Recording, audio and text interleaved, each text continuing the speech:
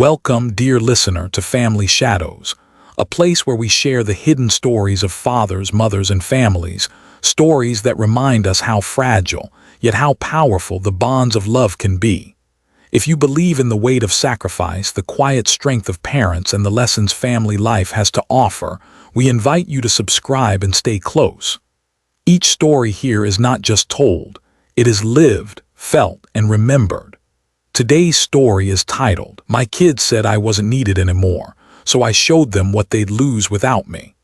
Robert Hayes was 65 years old, though anyone meeting him for the first time might guess younger. Not because of his hair. It had turned silver long ago, and his back sometimes ached after bending too long in the garden, but because there was still a steady light in his eyes. It was the kind of light a man carries when he has spent a lifetime not thinking of himself, but of the people who needed him. He lived in a modest house in the suburbs, a house that carried the scent of wood polish and coffee, the kind of scent that lingers after decades of morning routines. Every nail, every painted wall, every repaired faucet bore his touch. Robert had built this home the way he had built his life, quietly, carefully, with no expectation of applause. His wife, Linda, had passed away 8 years ago. Cancer. The disease came like an unwelcome visitor, fast and merciless. In those final months, Robert sat beside her bed every evening, holding her hand as if holding back the inevitable. When she was gone, a silence fell over the house, a silence so heavy it sometimes felt like another presence. But Robert didn't allow grief to bury him. He had 2 children, Andrew and Anna. They were grown now with lives of their own. Andrew was 35, a man of numbers and deadlines, working as a financial consultant. Anna, 32, carried a polished smile, the kind that came from corporate meetings and business lunches. They both lived not far away, visiting often enough for Robert to feel that family still existed within reach. To him, his children were his purpose. His life had revolved around them for so long that he couldn't tell where his identity ended and their needs began. He drove over to Andrew's house on weekends to fix the leaking roof, or to Anna's apartment to assemble the shelves she ordered online, but never had time to build. He paid bills sometimes without telling them, slipped a few dollars into their kids' college funds, cooked meals when deadlines kept them late at the office. He did all of it quietly, like a shadow cast behind them, making their path smoother without being seen. And perhaps that was the problem. Shadows are rarely noticed until they are gone. It happened one Sunday evening. The family was gathered at Andrew's home. The air smelled of roast chicken and mashed potatoes. Anna had brought over a bottle of red wine, and the grandkids chased each other around the living room with shrieks of laughter. Robert sat at the table, his hands folded neatly, smiling as he watched. These were the moments that stitched his heart together, the noise of family, the warmth of shared meals, the illusion that nothing in life ever truly changes. But illusions, like glass, can shatter with one careless phrase. The conversation had drifted toward finances. Andrew sighed heavily about rising mortgage rates. Anna complained about daycare costs. Robert, who had quietly slipped a check into Anna's mailbox the week before, decided not to mention it. He had learned long ago that sometimes his help embarrassed them. "You know," Andrew said suddenly, his fork scraping the plate, "we've got to start cutting unnecessary expenses. We can't keep relying on Dad to jump in and cover things. We're adults." Anna gave a short laugh, half joking, half bitter. "Yeah, exactly. Sometimes I feel like Dad still thinks we need him for everything." The words floated in the air, light at first, like feathers tossed up, but then they landed with the weight of stones. Robert straightened. He looked from Andrew to Anna, waiting for one of them to soften the remark, to add a smile, to remind him that they were only teasing, but neither did. Andrew pushed back his chair, standing to clear the dishes. "Dad, you don't have to keep coming around to fix things or pay for stuff. Honestly, you're not needed the way you used to be. Not needed." The phrase sliced through Robert's chest like cold steel. He had heard many things in his life, praise from coworkers, gratitude from neighbors, the sweet nothings of his late wife whispered in the dark, but nothing had ever carried this much weight. Not needed. He managed a faint smile, the kind of smile people wear when they want to hide the sting. "Of course," he said softly, "I understand." But inside, his world tilted. That night Robert sat in his bedroom, the lamp casting a yellow glow across the worn photograph on his nightstand. Linda, smiling under the summer sun, holding the children when they were small. Her eyes seemed to speak even from the stillness of the frame. "You are their anchor, Robert. Don't forget that." But anchors, he thought bitterly, eventually rust. Maybe his children no longer saw him as a foundation. Maybe they saw him as a weight, something heavy that kept them from sailing freely.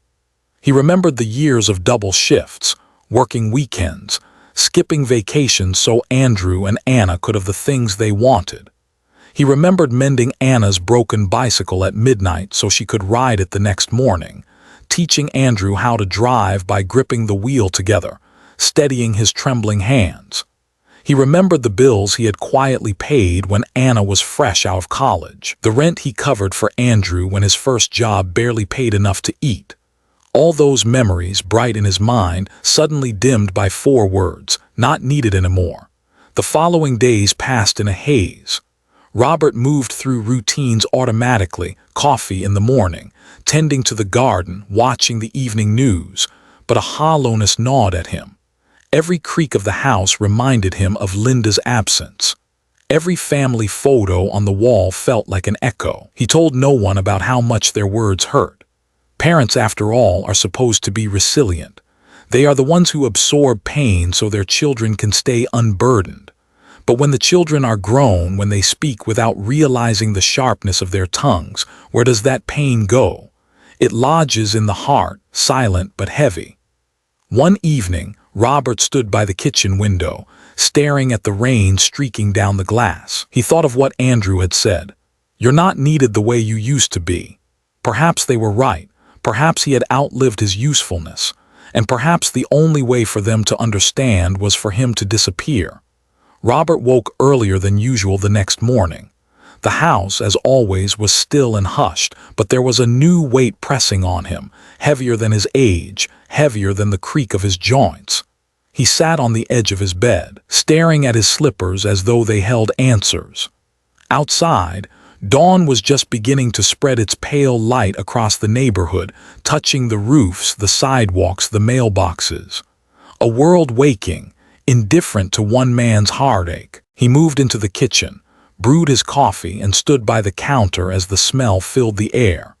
It was the same brand Linda used to buy, the same ceramic mug she'd given him on their 30th anniversary, painted with the words "World's Best Dad."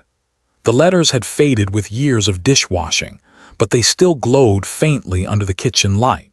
He lifted the mug to his lips and paused, feeling the contradiction. A father who had once been the best, now demoted to unnecessary. The silence of the house pressed against him. He found himself speaking into it, muttering under his breath. "Not needed anymore," he said, testing the words aloud. They sounded strange, almost absurd when voiced. Yet the echo in the kitchen didn't argue. It didn't correct him. Robert spent that day tending the garden as he always did. Rows of tomatoes, beans, and peppers stood like faithful soldiers under his care. He trimmed, watered, and knelt in the soil, his fingers dark with earth. The garden had been his refuge since Linda passed, the one place he could feel useful without question. Plants never told him he was outdated. Plants never told him to stop showing up. They grew under his hand, grateful in silence. Yet even in the garden, the words haunted him. As he clipped a dying leaf, he thought, "This is what they see me as, a withered thing to cut away." That evening, his phone buzzed with a message. It was Anna. Just a quick line. "Thanks for stopping by Sunday, Dad. Don't worry too much about what we said." Robert read it twice. "Don't worry too much," as though the sting of dismissal could be softened with a casual phrase. He typed out a reply, "Glad to see you all, take care," then deleted it. He tried again, "Always here for you," deleted again. At last he set the phone down without sending anything. Sometimes silence felt truer than words. The following week, Robert forced himself into routines that now felt hollow. On Wednesday, he drove by Andrew's house with the idea of fixing the loose shutter he had noticed flapping in the wind. He parked on the curb, tool kit in the trunk, but stayed seated behind the wheel. Children's bicycles leaned on the lawn. Through the window, he glimpsed Andrew pacing with a phone to his ear, brows furrowed in concentration. Robert sat there for 10 minutes, debating whether to step out. In the end, he turned the key and drove away. The shutter could wait, so could he. On Friday, Anna called to ask if he could babysit while she attended a late meeting. He wanted to say yes, he always said yes, but something inside him resisted. He heard his own voice, flat and unfamiliar, telling her, "I'm not sure if I'm available this time." Anna hesitated before replying, "Oh, okay, I'll figure something out." When the call ended, Robert sat in his chair, stunned by his own refusal. For decades, he had built his life around being available. Always, that was what it meant to be a father. Yet here he was, withdrawing his hand, pulling back into himself like a tide retreating from the shore. The loneliness grew heavier. Nights stretched long and memories crowded him. He remembered Linda's laugh, the way it filled a room, and wondered what she would say if she were still here. She had been the gentle translator between him and the children, smoothing rough edges, reminding them of his sacrifices in ways he himself never could. Without her, the bridge had collapsed, leaving him stranded on one side while Andrew and Anna moved further away on the other. On Saturday, Robert opened an old box of letters and mementos. Inside were drawings his children had made when they were small, stick figures labeled Daddy, birthday cards with scrawled handwriting, little notes saying, "Thank you for fixing my bike," or "Best Dad ever." He spread them out across the table, the paper edges curled with time. Tears blurred his vision. These children, his children, had once clung to him as if he were their whole world. Now they said he was surplus, an extra piece in a puzzle that no longer needed him. That night, unable to sleep, Robert wrote a note. Just one line on a yellow pad. "Maybe they will only understand if I'm gone." He folded it and slid it into his wallet. He didn't know why. He wasn't planning to leave tonight. But the thought had lodged itself like a seed, and seeds have a way of sprouting. Sunday arrived again, and with it the usual family dinner, this time at Anna's apartment. Robert almost didn't go. He considered calling to cancel, citing fatigue or errands, but habit and duty pulled him there. He brought a casserole, as he always did, though Anna's husband barely glanced at it before pushing it aside for the takeout they had ordered. Dinner conversation was brisk, filled with talk of promotions, deadlines, and the children's activities. Robert listened, nodding, smiling politely. His contributions were small, quickly overshadowed. When he mentioned fixing the lawnmower at his own house, Andrew chuckled. "Dad, you still mess with that old thing. You should just hire someone." Robert said nothing. He stared at his plate, the food blurring before him. He felt invisible. Later that evening, as he drove home, the city lights streaked past his windshield, glowing and vanishing like fleeting stars. For the first time, he wondered what it would mean to vanish himself, to remove his steady presence from their lives and see whether the silence left behind might teach them what his voice could not. And so the idea hardened. Robert began to prepare in small, careful steps. He canceled a routine bill payment that he usually handled for Andrew. He skipped a grocery delivery he often made for Anna. He allowed the shutters, the dripping pipes, the small household needs to pile up in their homes without comment. At first, no one noticed. Andrew simply grumbled about the overdue bill, blaming the utility company. Anna hired a handyman, muttering about the cost. But slowly, imperceptibly, the edges of convenience they had taken for granted began to fray. Robert watched quietly, saying nothing, carrying his decision like a stone in his pocket. He did not vanish yet, but he rehearsed the absence, step by step, as though teaching his children how the world would feel without him. Robert's mornings grew quieter. The phone, once busy with Anna's last-minute requests or Andrew's questions about home repairs, sat still on the counter. Days blended together in a haze of coffee steam, the hum of the refrigerator, and the slow ticking of the clock above the mantel. He had thought absence might feel freeing, no longer chasing their errands, no longer rushing to fill in the gaps they left. Instead, It felt like waiting in a doctor's office long after closing, alone in a room built for conversations that never came. On a Wednesday afternoon, Robert drove past Andrew's house again. The shutter still hung loose, slapping weakly against the siding each time the wind picked up. He could almost hear Linda's voice in his memory. "Don't let things go, Robert. Take care of it before it gets worse." But he didn't stop. He gripped the steering wheel tighter, letting the sight fade in the rearview mirror.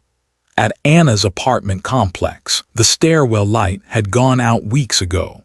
He had always kept a spare bulb in his car for moments like this. Now, walking by, he kept his eyes on the ground and passed it in silence.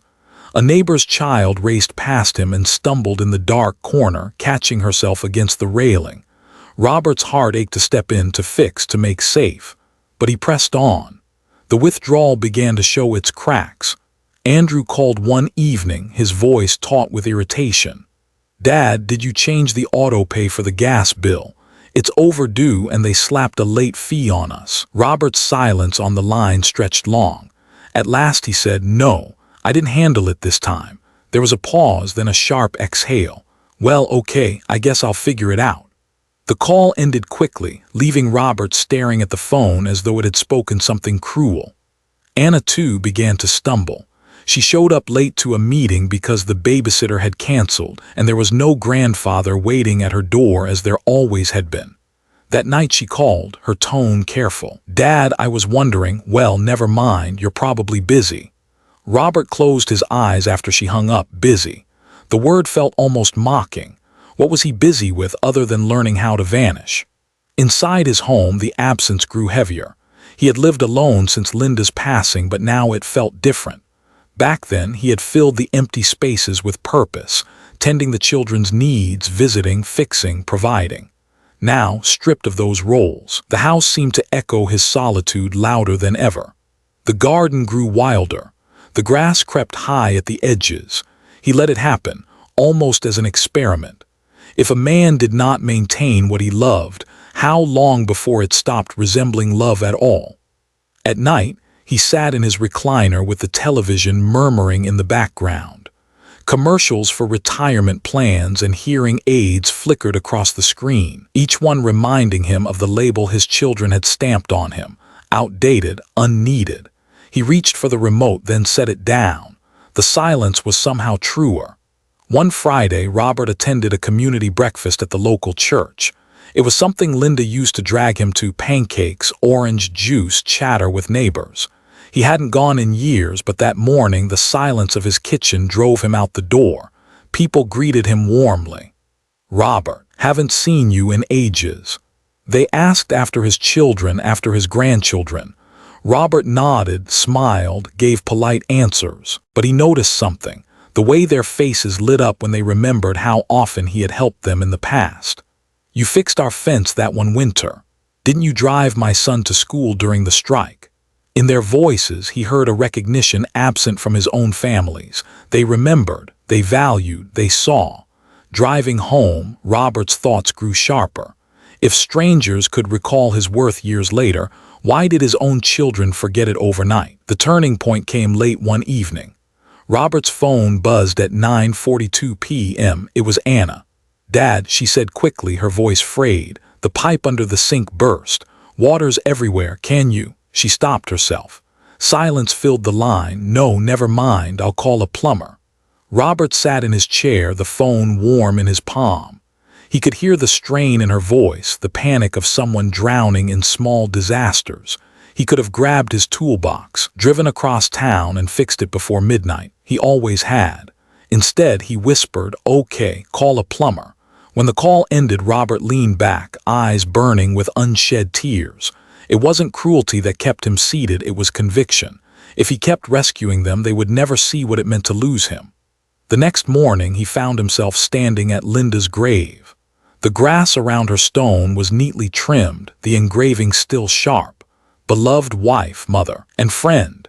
He placed a small bouquet of fresh flowers against it, his hand lingering on the cool marble. "Lynn," he murmured, his voice trembling. "I don't know if I'm doing the right thing. They said they don't need me, so I'm showing them what that looks like. But it feels like I'm cutting my own heart out." The wind stirred, brushing through the trees. For a moment, Robert imagined she was there beside him, her hand slipping into his, telling him what she always did when doubt clouded him. They'll learn, Robert. Maybe not today, maybe not tomorrow, but they will learn. He closed his eyes, letting the memory steady him. Then he turned and walked back to his car, the resolve firming within him. If they believed he was unnecessary, he would give them a taste of that belief. He would retreat, step by step, until the silence grew loud enough to be heard. The first signs of trouble came quietly, almost like hairline fractures in glass, small enough to ignore but growing. Andrew noticed it on a Monday morning when he opened his mailbox to find a red-stamped envelope, final notice. He frowned, tearing it open on the driveway. The electric bill. He had thought his father still handled the payments the way he always had. Without Robert's invisible hand smoothing the edges, the late fees had stacked up. Andrew cursed under his breath, stuffed the letter into his briefcase, and told himself he'd deal with it later. Later never came. That same week, Anna arrived home from work to find her babysitter frazzled and ready to quit. "I can't keep staying late without notice." The woman snapped. "I have my own family too." Anna apologized, tried to reason, but the sitter walked out. Standing in the middle of her kitchen, her children tugging at her skirt, Anna realized how many evenings she had once relied on Robert's gentle presence at the door, his calm voice telling bedtime stories, his patience stretching longer than hers ever could. Now, there was only the sharp tick of the clock and two restless children needing everything at once. The cracks widened. Andrew's lawn went wild, dandelions sprouting high, the grass creeping toward the walkway. His neighbors, once accustomed to Robert's weekend tending, began to comment. "Everything all right, Andrew? Haven't seen your father around." Andrew brushed it off with a forced laugh, but inside, a shame prickled. At Anna's apartment complex, the stairwell bulb remained out. Each evening she carried groceries up the darkened steps, balancing bags against her hip while her children stumbled behind her. Once her youngest tripped, scraping his knee. As she comforted him in the gloom, Anna remembered how quickly her father used to fix such small inconveniences before she had even noticed them. Now she noticed everything. Robert, meanwhile, kept to himself. He still moved through his routines, coffee, garden, the long walks past Linda's grave. But there was a steel to his solitude now. He did not call. He did not offer. He watched from the edges like a man testing how long a bridge could stand once the supporting beams were quietly removed. Yet it was not satisfaction he felt. Each stumble of his children pierced him. Each missed payment, each sigh of exhaustion, each complaint he overheard secondhand, it all twisted like thorns in his chest, but he held firm. Some lessons, he told himself, were only learned through absence. One night Anna phoned again. Her voice was sharp with strain. "Dad, the car won't start. I'm supposed to be across town in an hour. Can you?" She cut herself off, the old habit surfacing before she could stop it. Silence stretched. Robert's reply was soft, almost tender. "You'll figure it out." Anna swallowed hard. "Right, okay." The call ended. Robert sat in the dark, his phone heavy in his palm. His heart screamed to go, to lift the hood of her car and put his hands to work, the way he always had. But his resolve kept him rooted. If he kept rescuing them, they would never realize he was gone. The crisis came sharper for Andrew. 2 weeks after the late bill, he came home to find the power cut. The house was dark, his children frightened, his wife furious. Candles flickered in the kitchen while he argued with the utility company on the phone. "Didn't Dad used to take care of this stuff?" his wife asked bitterly. Andrew rubbed his temples. He's not around like he used to be." She looked at him, her eyes hard. "Then maybe you should ask yourself why not." Andrew said nothing. But later that night, lying awake in the stale heat without air conditioning, he thought of his father's steady hands, the way problems never seemed to grow large under his watch. A memory rose unbidden.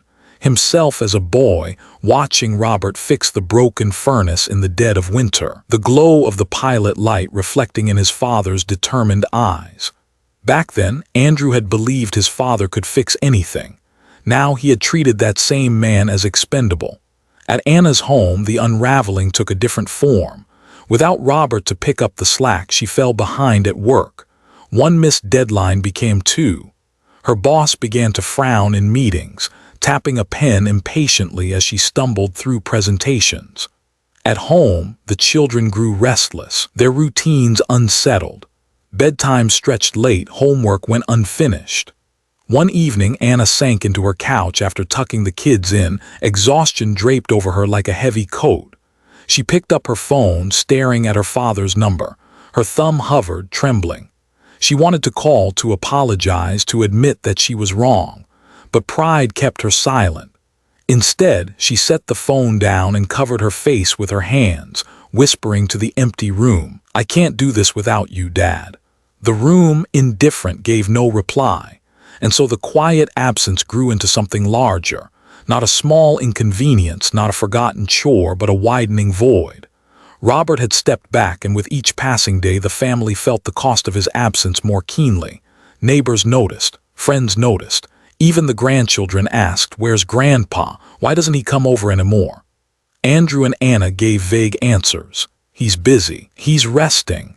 But in the stillness of their own thoughts, both knew the truth. They had told him he wasn't needed, and now he was proving them right in the cruelest, most honest way. The silence of Robert's absence did not roar at first.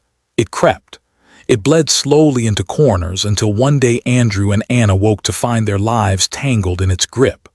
For Andrew, it was the bills that became the first true torment.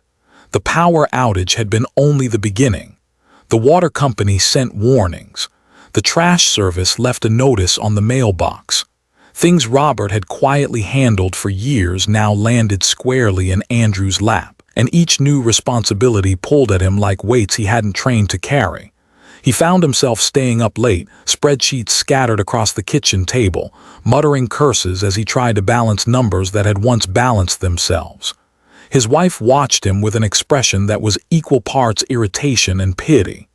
"You can't keep letting things pile up like this," she said one evening.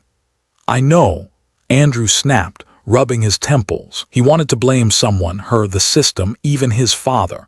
But the truth gnawed at him. It wasn't Robert's failure that put him here.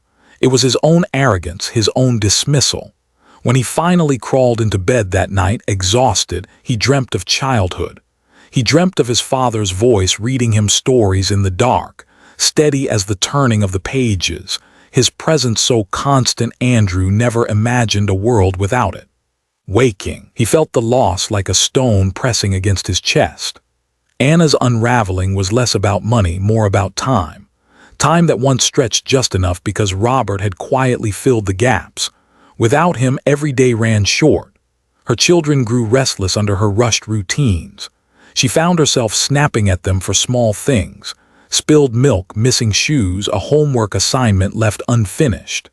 Each night, guilt clung to her as she watched them sleep, their faces soft, innocent, unknowing of the storm in her heart.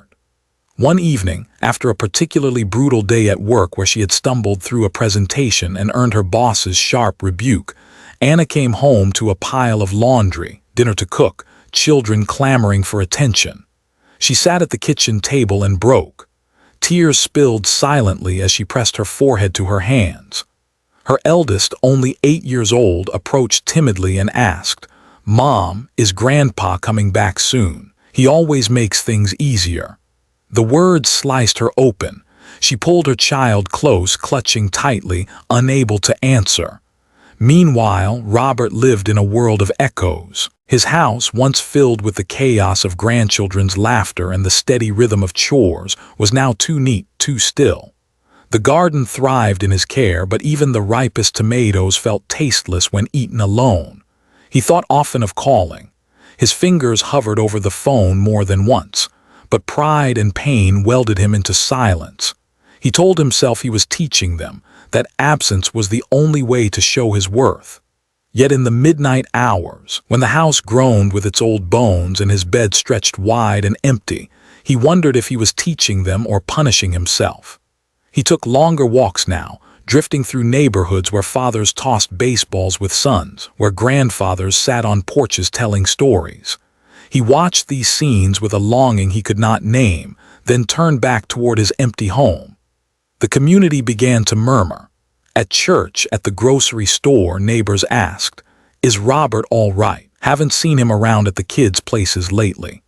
Word reached Andrew and Anna through casual conversations, a reminder that others had noticed what they had chosen to ignore. At first, they offered excuses. "Dad's resting more these days. He's slowing down." But the hollowness of the words gnawed at them. They knew the truth. Their father hadn't slowed down, he had stepped away. And it was their voices, their careless dismissal, that had pushed him. One night, Andrew found himself alone in his car after a long day, sitting in the driveway before going inside. He stared at the darkened street, his mind replaying his father's quiet face at that Sunday dinner. He remembered the way Robert had forced a smile after being told he wasn't needed. The memory struck him with a weight he hadn't allowed himself to feel until now. He whispered into the silence of the car, "God, what have I done?" At nearly the same moment across town, Anna sat awake at her kitchen table, her laptop open but forgotten. She scrolled absently through old photos. Her wedding day, Robert holding her newborn, Robert standing in the yard with a child perched on his shoulders. In every image, his hands were there, steady, supporting. Her chest tightened. She closed the laptop and pressed her palms against her eyes, whispering the same confession into the empty room. "I treated him like he was nothing." The guilt grew like a storm gathering at the edges of their lives. Neither Andrew nor Anna had yet reached out, too trapped by pride, too afraid of rejection. But both began to sense the shape of a truth they had long denied. Their father had never been unnecessary. He had been the quiet foundation holding everything steady. And now that foundation was gone, and the house of their lives was beginning to sway. Andrew's breaking point arrived on a Thursday morning.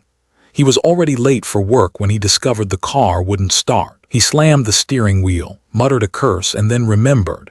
Dad would have known what to do. Dad would have popped the hood, found the loose connection, coaxed the engine back to life with the patience of a man who believed every problem had a solution. Instead, Andrew was left calling a tow truck, watching precious hours slip away, his phone buzzing with impatient messages from his boss. By the time he arrived at the office, disheveled and sweating, his position felt smaller, more fragile. That evening his wife confronted him. "We can't keep living like this. Everything is falling apart. Where's your father? Why isn't he here anymore?" Andrew didn't answer. He couldn't admit aloud that the reason was his own cruelty, that he had told his father he wasn't needed. The guilt sat in his stomach like a stone he couldn't pass. For Anna, the unraveling came in waves. She had promised her children she would attend their school play, but a last-minute meeting held her captive. By the time she raced to the auditorium, heart pounding, the final bows were already happening. Her children's eyes scanned the crowd, searching for her, only to droop with disappointment when they couldn't find her. She sat in the dark, tears slipping down her cheeks as applause filled the room. Once, it would have been different. Once, Robert would have been there, sitting proudly in the front row, clapping louder than anyone. He never missed a single event when she was a child, and now she had denied her own children that same steady presence because she had driven him away. That night, Anna tucked her children into bed and lingered at the door, watching them fall asleep. "I'm sorry," she whispered into the stillness, though the words were meant for her father. The siblings' crises began to overlap. Andrew called Anna one night, his voice low and strained. "Do you ever feel like everything's collapsing?" Anna let out a sharp laugh, more bitter than amused. "Every day. The kids, the job, the bills, it's like I'm juggling knives, and Dad's not there to catch them anymore." There was silence on the line. Both thought the same thought, but neither dared to voice it. "We told him he wasn't needed, and now he's proving us right." Meanwhile, Robert walked through his house like a ghost. He noticed the dust gathering on the shelves, the stack of unopened mail, the sound of the wind rattling the loose gutter. Each small imperfection reminded him of what his children must now be facing without him. And yet he remained still. At night, he sat in his chair with the old family photo album. He lingered over the pictures of birthdays, graduations, Christmas mornings. Each page was a reminder that his worth had once been unquestioned. He had been their center, their anchor. How swiftly children forget the anchors that keep them steady until the storm arrives. He closed the album, his heart aching. "They'll see," he murmured into the empty room. "One day they'll see." The storm did arrive. Andrew came home late one evening to find his wife sitting at the kitchen table, a stack of bills spread before her. "We're behind," she said flatly. "Not just one or two, all of them." Andrew stared at the papers, the red ink, the overdue notices. His chest tightened. "I'll handle it," he said, though he had no idea how. He saw the disappointment in her eyes, the silent accusation. "Your father would have never let this happen." Across town, Anna faced her own breaking point. She arrived home after a long day to find her youngest child with a fever. The thermometer blinked red, the numbers climbing higher. Panic surged through her. Normally, her first instinct would have been to call Dad. He had always known how to stay calm in moments like these. He had sat through nights of croup and stomach bugs, whispering steady reassurances. But he wasn't here. She called the doctor, bundled her child into the car, and drove through the rain with her knuckles white on the wheel. In the waiting room, as her child whimpered against her chest, Anna realized she was trembling, not just from fear but from the crushing weight of doing it all alone. In their separate homes, brother and sister lay awake that night, each staring at the ceiling, haunted by the same realization. Their father's absence was no accident. It was a mirror. He was showing them exactly what life looked like without him, and the reflection was unbearable. The guilt did not arrive in one great wave. It seeped in like water under a door, slow at first, then unstoppable. For Andrew, it came in the quietest of moments. He found himself standing in the grocery store, staring at the rows of canned soup. Once, Robert had stood beside him in these very aisles, reaching easily for the top shelf, suggesting the cheaper brand with a grin. Now Andrew felt absurdly alone, his hand frozen midair, as though the simple act of choosing soup was too much without his father's steady presence. For Anna, guilt came in sharper bursts. She would be halfway through telling her children to say thank you before realizing there was no one there to receive the gratitude.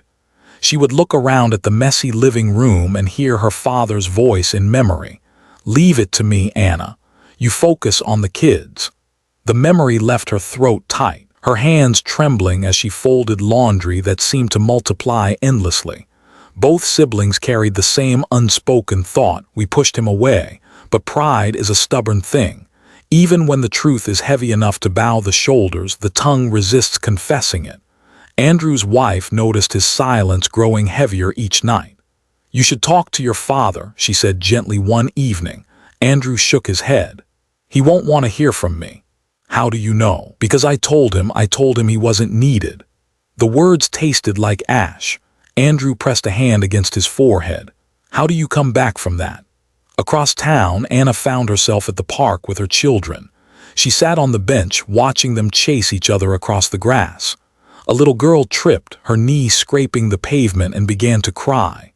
Instantly, her grandfather appeared, someone else's grandfather, lifting her gently, brushing off the dirt, soothing her tears. Anna's eyes burned. She remembered her own childhood, every scraped knee and broken toy, and the way her father had always been there, steady as the earth itself. Her daughter ran back to her, breathless with play. "Mommy, why doesn't Grandpa come to the park anymore?" Anna forced a smile, but inside her heart fractured. "He's resting, sweetheart." The child frowned. "But he used to come all the time." Anna couldn't answer. She turned away, her gaze fixed on the horizon, where the sun dipped low and painted the sky in colors that reminded her of loss. Meanwhile, Robert moved through his days with quiet dignity, though loneliness clung to him like a shadow. He still tended the garden, though he let the weeds creep closer than before. He still visited Linda's grave, whispering his doubts to the stone. One afternoon, he sat on the porch and watched the mailman drop envelopes into his box. Bills, advertisements, nothing of importance.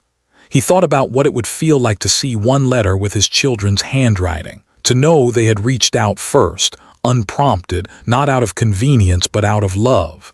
He leaned back, sighing. Will they ever see me for who I am, Lynn? He asked the empty air. The silence answered only with the rustle of leaves. Andrew broke first. One night, after another argument with his wife over unpaid bills, he sat at his desk and pulled out an old photograph, himself as a boy, perched proudly on his father's shoulders, both of them laughing, his chest constricted. He picked up the phone, dialed Robert's number, then froze. His thumb hovered over the call button. What would he say? I'm sorry, I was wrong. Please come back. Each phrase felt both too small and too large. He set the phone down. Across the city, Anna did the same. She sat with her laptop open but untouched, scrolling instead through old emails her father had sent her, short reminders, gentle check-ins, little notes of encouragement. She pressed a hand to her lips, whispering, I miss you, Dad, but she never typed it. And so the siblings lingered in the liminal space between guilt and action, between memory and reconciliation. Their hearts ached with longing, but pride still shackled their tongues. Robert, watching from the quiet edges of his own life, could not hear their whispers. He only felt the widening gap, the heavy silence where once there had been noise, requests, gratitude. It was a silence that would soon break, but not without cost.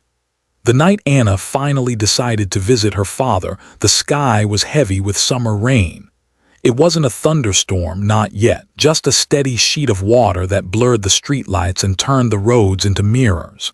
She drove slowly, the wipers beating a nervous rhythm against the windshield, her heart keeping time with it. For weeks she had told herself she would go. For weeks she had stared at her phone, rehearsing apologies that never found their way into a call. But guilt has a way of growing heavier until it forces your feet to move, even when your pride resists. She parked outside her father's home and sat in the car for several minutes, the engine still humming, her hands gripping the wheel so tightly her knuckles blanched. Through the rain, she saw the familiar outline of the house, the porch light glowing dimly, the curtains drawn. It looked smaller than she remembered, as though shrinking under the weight of neglect. Her father's touch was there still, in the neat lines of the garden and the careful repair of the gutters, but the edges had frayed.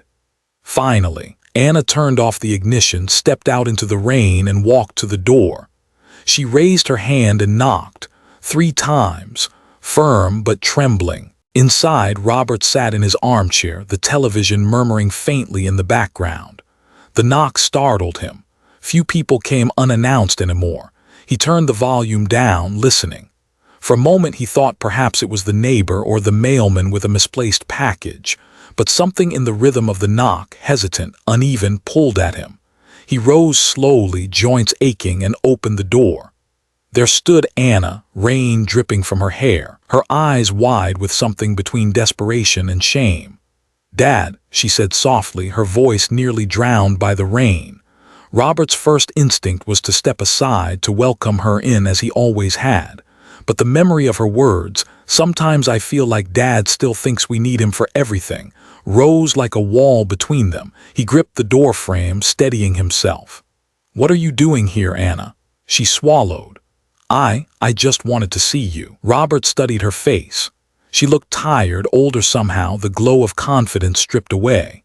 He saw the child in her, the girl who once clung to his hand crossing the street, who cried when her bike tipped over, who whispered, "Daddy, don't go," when he left for work. Now she stood before him, grown but fragile, and yet a part of him resisted. The wound she and her brother had left was still raw. He stepped back slightly, his voice measured. "It's late. You should go home." Anna's face crumpled. She nodded quickly, blinking back tears. "Right, of course, I'm sorry." She turned, walking briskly back into the rain. Robert closed the door, leaning against it, his heart hammering. He wanted to run after her, to pull her into the warmth of the living room, to tell her that fathers never stop needing their children either. But he stayed where he was, the echo of her knock still reverberating in the hollow chambers of his chest. Andrew's attempt came differently. 2 days later he called first. Not a long call, just a single ring before Robert picked up. "Dad," Andrew said, his voice taut, I messed up." Robert said nothing. He waited. "The power went out again," Andrew continued. The bills, the car, everything, I can't seem to keep it together. And Lisa's, she's tired of it, tired of me. I don't know what to do anymore. There it was. The son who had once said you're not needed anymore, now admitting his life was falling apart without the very hands he had dismissed. Robert felt both a pang of vindication and a stab of sorrow. He closed his eyes, steadying his breath. "Andrew," he said finally, "I told you once long ago when you were still a boy, life is full of things breaking. Pipes, engines, tempers, even hearts. What matters is who you choose to lean on while you fix them." Andrew's silence on the other end was thick with shame. "I should have leaned on you," he whispered. Robert's throat tightened. He wanted to forgive instantly, to sweep away the distance with a father's unconditional love. But hurt does not vanish with a single apology. It lingers, waiting to see if words will be matched with actions. "Maybe," Robert said gently, "you should come and see me, not because of the bills, not because of the car, but because you're my son." Andrew's breath caught. "I will tomorrow if you'll let me." "We'll see," Robert replied, softer than he intended. That night Robert sat alone once more, torn between longing and defense. Both his children had reached out now, cracks in their pride wide enough to let guilt seep through. Yet the question gnawed at him, should I forgive so easily? Should I let them see that words can be erased without consequence? He rose, walked to the window, and looked out into the night. Rain still fell lightly, tapping against the glass like gentle fingers. He thought of Linda, her unwavering belief in family, her insistence that love meant never shutting the door. "Lynn," he whispered, "what would you have me do?" The silence answered, as always, with nothing but memory. The day Robert decided to step back into their lives was quiet, almost ordinary. No holiday, no special occasion, just a Saturday morning in early fall. The air carried the first crisp bite of the season, leaves scattering across the sidewalks like forgotten letters. Robert woke with an ache in his chest that wasn't just age, it was longing. He had tested his children. He had shown them what life without him looked like. And now he wondered if the silence had gone on long enough. He dressed slowly, pulling on the old wool sweater Linda had once knitted for him. It still smelled faintly of cedar from the closet. Standing before the mirror, he caught his own reflection, older, thinner, the lines around his mouth deeper than he remembered. "You're not the man you were," he murmured, "but maybe you're still the father they need." Across town, Anna and Andrew were gathered at Anna's apartment. They hadn't planned to meet. Life's mess had pulled them together. Bills spread across the table, Anna's children restless, Andrew rubbing his forehead as if the weight of the world pressed there. The silence between them was heavy until Anna spoke. "Do you think he'll ever come back?"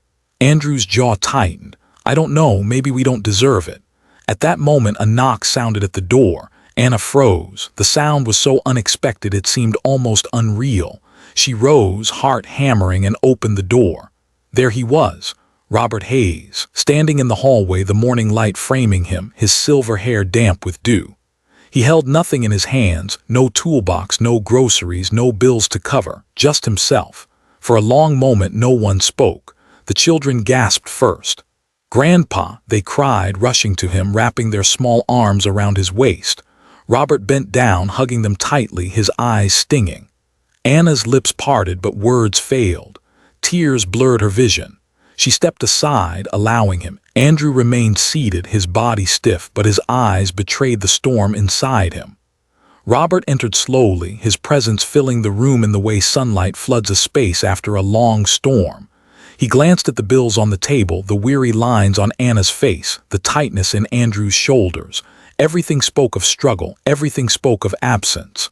"Dad," Anna whispered, her voice cracking, "I'm sorry, we were wrong." Robert looked at her, then at Andrew. His gaze was steady but not harsh. "You told me I wasn't needed, so I stepped back. I wanted you to see what that meant." Andrew lowered his eyes. Shame burned in his throat. We saw, and we can't do this without you." The room fell into silence, broken only by the soft hum of the refrigerator and the children's whispers as they clung to their grandfather. Robert sighed deeply, the sound heavy with both grief and release. He sat down at the table, placed his hands flat on the wood, and looked at his children not as the man they had dismissed, but as the father who had carried them longer than they ever realized. "I never wanted to be needed for the bills or the repairs or the chores," he said quietly. "I wanted to be needed here," he touched his chest, "in your hearts. That's all I ever wanted." Tears spilled down Anna's cheeks. Andrew swallowed hard, finally meeting his father's gaze. In that look, decades of sacrifice unfolded. The night shifts, the broken bicycles, the bedtime stories, the steady hand guiding them through every storm. And for the first time, they truly saw him. The table was set in silence that evening, but it was not the same silence as before. It was softer now, almost reverent. Anna laid out the dishes with careful hands. Andrew poured water into glasses, and the children, sensing something important, settled themselves without the usual squabbles. Robert sat at the head of the table as he once had when Linda was alive. The place felt both foreign and familiar. For weeks he had been absent, a shadow withdrawn from their lives. Now, sitting here again, he could see the strain that absence had carved into his children's faces, the tired eyes, the softened pride, the raw humility. Dinner began with hesitation. Forks scraped plates quietly, conversation stumbled, and every word seemed to search for footing. Finally, it was Anna who broke the stillness. "Dad," she said, her voice trembling, when we said you weren't needed, I thought we were just asking you to rest, to not worry so much." But those words, her throat tightened. They were cruel, and they cut deeper than we knew. Andrew cleared his throat. "I said worse. I dismissed everything you've done. And when things started falling apart, I blamed everything but myself. The truth is, I wasn't strong enough without you." Robert listened quietly, his weathered hands folded on the table. He had dreamed of these words, of this moment, but hearing them now did not bring triumph. It brought sorrow and then release. "You don't owe me apologies," he said softly. "I didn't want gratitude. I only wanted you to see. For so long I worked quietly, making sure your paths were smooth. And maybe I made it too easy, because you forgot that life itself is never smooth." Anna's tears slipped freely down her cheeks. Andrew's jaw trembled, his head bowed. Robert's voice steadied. "I don't have forever. None of us do. But while I'm here, I want you to know this. I never needed to be useful in your houses. I needed to be loved in your hearts." The children, sitting wide-eyed, looked from mother to uncle to grandfather. They didn't understand all the words, but they understood enough. They leaned closer to Robert, small hands tugging at his sleeve. "We love you, Grandpa," one whispered. Robert's eyes filled, his voice catching. "And I love you, more than you'll ever know." That night, as the family lingered long after dinner, something shifted. It wasn't loud or dramatic. It was quieter, like a house settling into its foundation after a storm. They talked of memories, Christmas mornings, summer road trips, the sound of Linda's laughter filling the rooms. And for the first time in many months, they talked of the future, too, not as fractured individuals, but as a family bound once more. As Robert prepared to leave, Andrew stopped him at the door. "Dad," he said, voice low, "will you come back for dinner next week?" Robert smiled faintly, his heart full. "I never left, son, not really." And so the lesson remained. Families are not held together by grand gestures or perfect words, but by the quiet, unseen acts of love that so often go unnoticed until they vanish. Robert's children had learned this truth the hard way, but they had learned it nonetheless. And in that lesson, perhaps, lay their redemption. Dear friends, thank you for listening to this story on Family Shadows. We hope Robert Hayes's journey reminded you of the quiet sacrifices made in every home, the invisible hands that keep families standing. May we never wait until absence to recognize presence. May we see now the love that works silently for us each day. From our family to yours, we wish you health, peace, and a home always filled with understanding. Cherish the ones who love you today while you still can. Folded hands if this story touched your heart. Don't forget to subscribe to Family Shadows for more stories of love, sacrifice, and redemption within the family. Take care of yourselves, and may your families always know happiness.